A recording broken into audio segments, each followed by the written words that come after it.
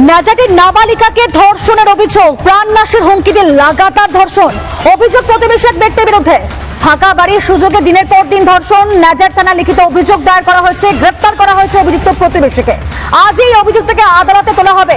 নাজারতে সেখানে নাবালিকাকে ধর্ষণের অভিযোগ, প্রাণনাশের পর্যন্ত হুমকি দেওয়া হয়। সেই হুমকি দেখে লাগাতার সেই নাবালিকাকে ধর্ষণ করা হয়েছে, এমনটাই অভিযোগ সামনে আসছে। আর এই অভিযোগ হচ্ছে প্রতিবেশী এক ব্যক্তির বিরুদ্ধে। ফাঁকা বাড়ির সুযোগে দিনের পর দিন ধর্ষণ করা হয়েছে সেই নাবালিকাকে। নাজার থানায় লিখিত অভিযোগ দায়ের করা হয় এবং সেই অভিযোগের ভিত্তিতে গ্রেফতার করা হয়েছে প্রতিবেশীকে। নির্যাতিতারা আত্মীয় কি জানিয়েছে শোনাবো।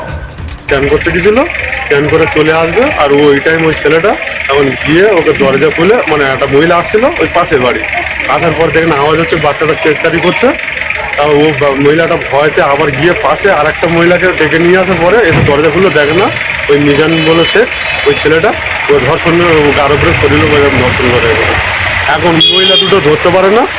মেয়েটা যখন আমার বাড়িতে যায়, মেয়েটা যাওয়ার পরে বললাম, জিজ্ঞেস করলাম, তা ও বলেছে যে এই মুখ চেপেছিল, এইসব ছেড়ে দিয়ে দেয়, এই কাপড় চাপড় ছেড়ে দিয়ে আমরা ন্যায় সুবিচার পাই, নিজ বিচারটা যেন আমরা পাই।